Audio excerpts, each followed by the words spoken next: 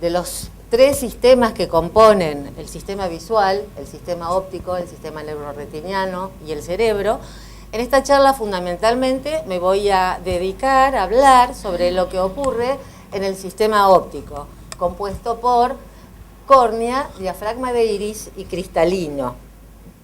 Y cómo es las imágenes, cómo son las imágenes que se forman en la retina. Bueno, un ojo hemétrope, como todos sabemos, digamos, no necesita corrección. Un amétrope puede ser miope, hipermétrope o astigmático. Y voy a llamar anormal, como se llama habitualmente, a los ojos con queratocono, post-LASIK o problemas de retina. En ojos normales,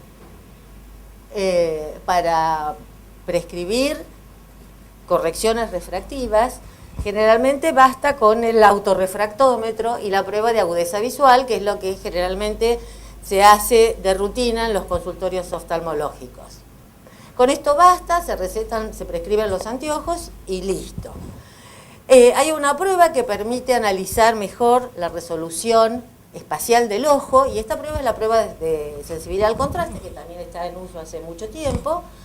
Y esta prueba se basa, como ustedes ya la deben haber usado, digamos, son redes sinusoidales de este tipo, de distintas frecuencias, es decir, distinto espaciamiento entre las barras negras, por ejemplo, de la red, y de distintos contrastes, es decir, distintos tonos de gris respecto al negro, ¿no? Blanco-negro, gris más claro, gris más oscuro. Entonces, analizando estas redes de distintas frecuencias espaciales, le llamamos a las distancias entre dos barras negras y de distintos contrastes, se puede analizar mejor cómo resuelve el ojo un objeto extenso. La metropía, lo que ocurre es que, bueno, un punto objeto, yo en esa charla siempre voy a analizar lo que le ocurre a un punto objeto, no a un objeto extenso. Un punto objeto da en la retina, en el caso de ametropía, hipermetropía o miopía, un disco. Este disco se debe a qué? Mientras que en un ojo normal, cuando incide luz de una estrella, que una estrella la podemos considerar como un punto objeto, y vamos a pensar que de esta estrella sale un haz de rayos, y estos rayos son paralelos entre sí. Después de pasar por un ojo hemétrope, esos rayos convergen a un punto, que ese punto está en la retina. Esto es, digamos, en principio y en el caso ideal. Después vamos a ver lo que pasa en el caso real. En el caso de un ojo hipermétrope, el punto donde convergen los rayos acá está después de la retina, y en el caso de un miope está antes de la retina. Por supuesto que estas ideas ustedes las conocen, y a la metropía, además de este efecto que llamamos, decimos que es una aberración y es desenfoque, se agrega el astigmatismo. Entonces, para corregir la hipermetropía usamos una lente de tipo convergente, potencia positiva, y para corregir la miopía una lente de potencia negativa que llamamos lente divergente. Para el astigmatismo, las lentes cilíndricas, lo que muestro acá es un haz de rayos paralelos que incide sobre un cilindro, y eso da lugar a una raya, a una línea en vez de un punto. La otra corrección refractiva que todos conocemos es la LASIK, o sea, ablación de la córnea láser, mediante láser, es decir, se evapora una porción de la córnea. Perdón, vuelvo atrás porque lo que quiero hacer hincapié acá es que para prescribir una corrección refractiva convencional se necesitan 1, 2 o 3 números, que son la potencia de cerca, la potencia de lejos y el ángulo del astigmatismo. La presbicia, bueno, es el tema de que a partir de los 40-45 años uno pierde la capacidad de acomodación, y esto se corrige con bifocales, progresivas, etcétera. Voy rápido con esto. Las cataratas generalmente aparecen en edad avanzada y se debe a la pérdida de transparencia en el cristalino. Desde el punto de vista de la física, esta falta de transparencia que se le dice del cristalino, lo explicamos con un concepto que es en inglés la palabra scattering, y que se traduce al castellano generalmente como dispersión, pero que a mí me gusta más la palabra desparramo, porque realmente lo que hace el efecto acá es desparramar la luz que incide sobre el ojo para cualquier lado. Entonces, el problema es que hay un velo en la imagen que se forma en la retina y una vez reemplazado el cristalino por una lente intraocular, la persona vuelve a tener la nitidez adecuada. Ahora vamos a ir a diagnóstico y corrección en un ojo con problemas más complejos.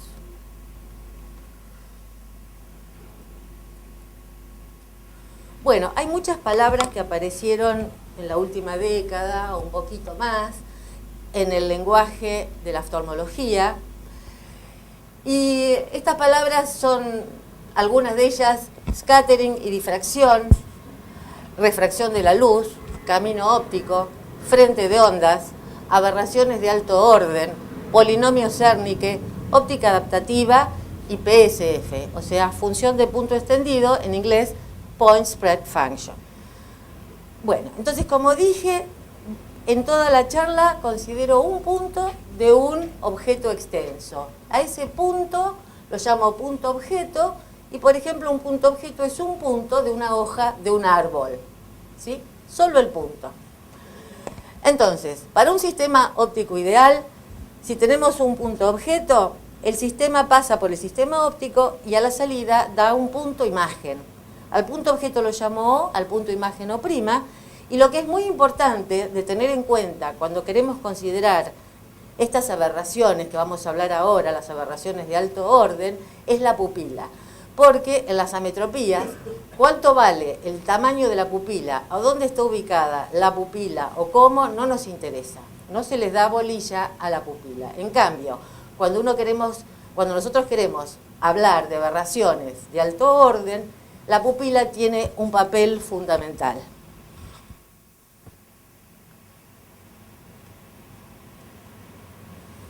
El asunto es que cuando un ojo mira un punto objeto, por más hemétrope que sea el ojo, un punto objeto O, en la retina no hay un punto imagen O', sino que lo que hay es una mancha.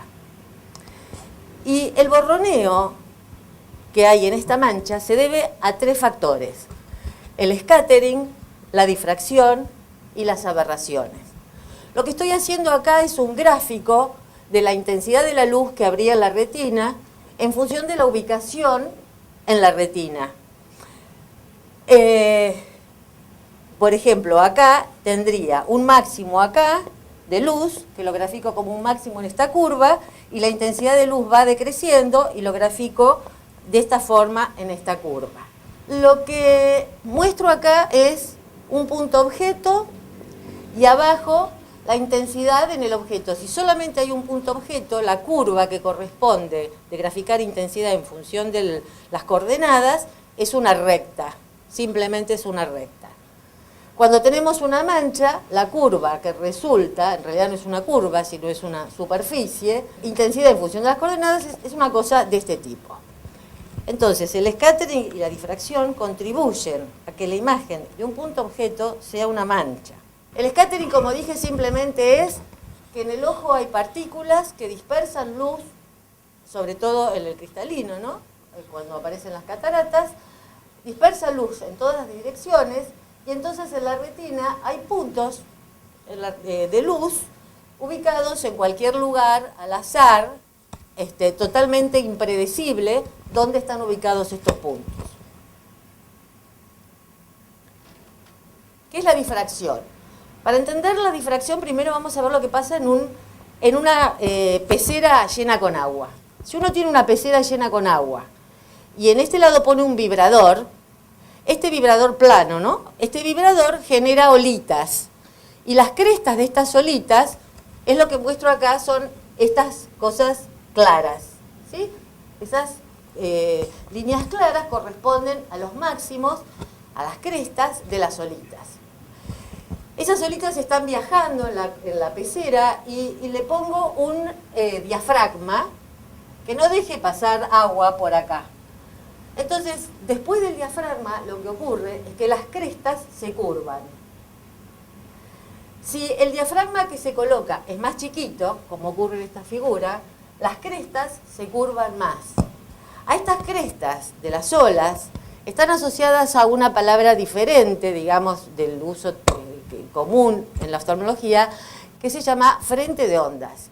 Cada cresta está asociada a un frente de ondas. Y voy a volver sobre el concepto de frente de onda un poquitito más adelante. En el caso de la luz, no es posible ver ni crestas, ni frentes de onda, ni nada, porque la luz no es una onda mecánica como la ola en el agua, sino que es una onda electromagnética. Pero sí es posible ver el efecto que causa una abertura pequeña en el camino de la luz. Y el efecto que causa una abertura pequeña en el camino de la luz es exactamente el mismo efecto que causan las olas del agua. Cuando incide un haz de rayos paralelos en una abertura, la luz, en vez de seguir por su camino rectilíneo, es decir, en vez de seguir como un haz de rayos paralelos, se abre fuera de esa región y este efecto se llama difracción. En términos de frentes de onda, entonces, podemos decir que cuando sobre una abertura incide frentes de onda planos, emergen frentes de onda esféricos. Esto no se ve, no puedo ver los rayos, el camino, no puedo ver los frentes de onda, pero lo que sí puedo ver es lo que ocurre en una pantalla de observación. Si uno coloca una pantalla de observación en este lugar, ¿sí?, y generalmente algún sistema óptico intermedio para formar imágenes, o si no se va muy lejos, la imagen que se ve es esta. Hay un disco central claro rodeado de anillos claros y oscuros. Esta figura se llama la figura de difracción de Airy y es una figura que aparece en todo sistema óptico. Es decir, ningún sistema óptico es libre de difracción, ni siquiera el ojo. Lo que ocurre es que el efecto de la difracción es más importante cuanto más chiquita es la pupila. Y en el ojo, generalmente, un tamaño pupilar normal es del orden de 4 milímetros. De modo tal que, para 4 milímetros, de pupila, el tamaño que tiene este tamaño, el tamaño del disco y de todos los anillos que lo circundan, es muy pequeño.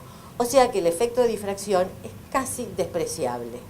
En esta figura, un haz de luz, de toda la luz que sale del sol, podemos considerar un pequeño haz, un rayo de luz, mentalmente, porque no se puede lograr un rayo de luz en la práctica, pero podemos imaginarnos en un rayo de luz, y cuando este rayo de luz incide en el lago, parte de la luz se refleja, va de nuevo para arriba, parte se refracta, es decir, entra dentro del lago, y parte se absorbe por el lago, es decir, el agua del lago se calienta cuando está iluminada por el sol. Vamos a dejar de lado la absorción, dejar de lado la reflexión y solo vamos a estudiar la refracción. Si uno multiplica esa distancia d por el índice de refracción, a eso lo llamamos camino óptico.